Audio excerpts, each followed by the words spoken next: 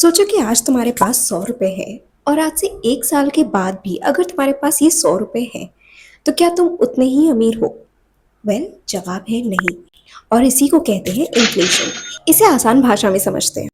मान लीजिए आप अपने दोस्त के साथ मार्केट गए और आपके पास 100 रुपए हैं और उस 100 रुपए से आपने बर्गर, कोल्ड ड्रिंक और फ्रेंच फ्राइज खरीदे।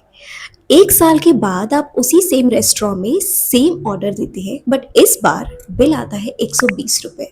और आप सोचते हैं कि कल तक तो बिल 100 रुपए था, आज अचानक से 120 क्यों? बर्गर भी वही है, कोल्ड ड्रिंक भी वही है, फ्रेंच फ्राइज भी उतने ही है।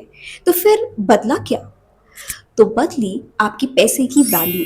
आज के 100 रुपए में आप जितनी चीजें खरीद सकते हो, आज से 1 साल के बाद उतनी ही चीजें खरीदने के लिए आपको 120 रुपए की जरूरत पड़ेगी। और इसी को हम इन्फ्लेशन कहते हैं। सिंपल भाषा में इन्फ्लेशन का मतलब है वक्त के साथ चीजों की प्राइसेस का बढ़ना और पैसे की परचेजिंग पावर का कम होना। लेकिन आखिर ये प्राइसेस बढ़ते ही क्यों हैं?